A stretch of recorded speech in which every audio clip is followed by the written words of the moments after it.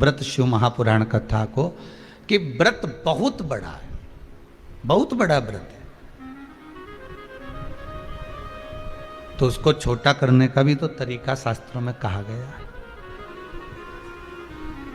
गुरुजी, हरतालिका तीज का व्रत इतना भारी होता है, करवा चौथ का व्रत इतना भारी होता है, तीज का व्रत इतना भारी होता है कि हम कुछ भी नहीं खाते, यहां तक कि मुख में जल भी आता है ना तो उसको भी हम निगल नहीं सकते।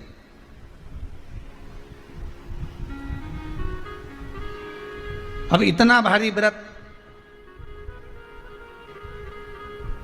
और शास्त्र कहता है कि हरतालिका तीज का उद्यापन तो पहले होता ही नहीं, एकादशी का तो हो जाता है।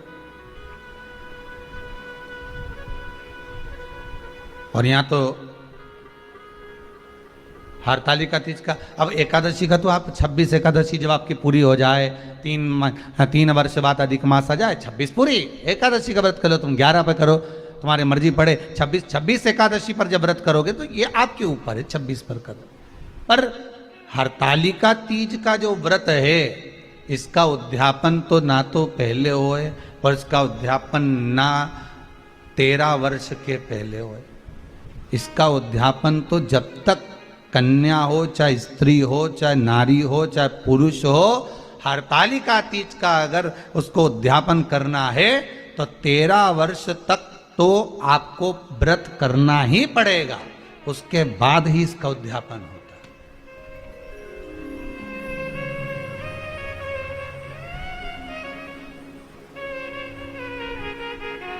नहीं तो कहीं कहीं की माताएं तो बड़ी होशियार सोच के बैठी थी कि अब की साल उद्यापन कर, तो 13 वर्ष अगर आपके हो गए व्रत करते करते हरतालिका तीज का।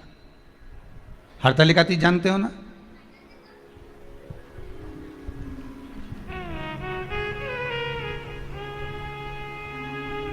तेरह वर्ष अगर आपके हो गए भगवान की भक्ति को धारण करते करते,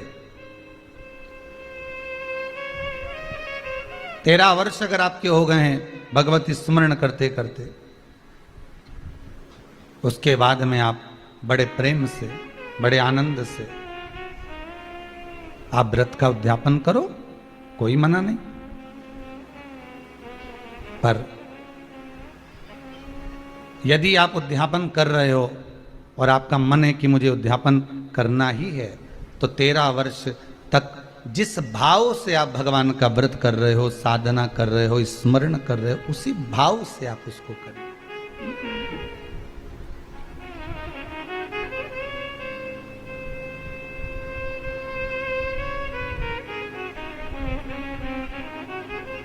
गणेश चतुर्थी के एक दिन पहले आ जाती है, सहज भाषा में समझ लो तीज को, हस्त नक्षत्र तृतीया।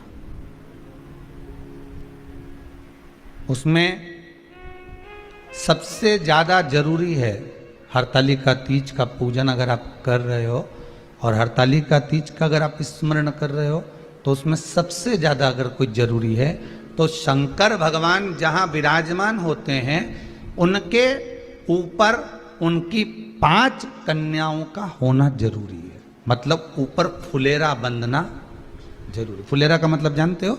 एक जैसे शंकर भगवान नीचे विराजमान है और ऊपर जो जलाधारी बनती है ना, तो जलाधारी की जगह पर शंकर भगवान की हरतालिका तीज के दिन जब नारियां पूजन करती हैं, माताएं पूजन करती हैं, कन्याएं पूजन करती हैं, तो उस पर जलाधारी की जगह फुलेरा बनता है। मतलब फूल की मालाएं उसमें लटका दी जाती है।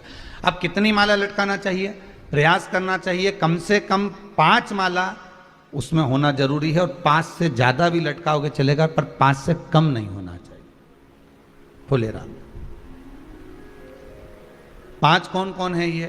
जया, विषहरा, सामरीवारी, दौतली, देव।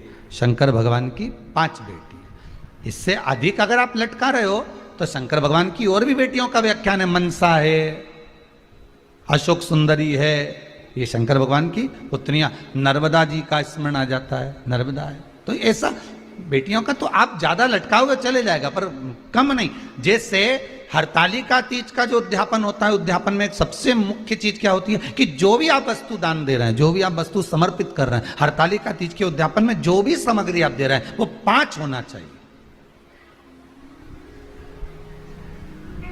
जैसे फुलेरा का वर्णन किया कि फुलेरा 5 माला से ज्यादा होगा चलेगा, पर 5 से कम नहीं, अधिक दाम है।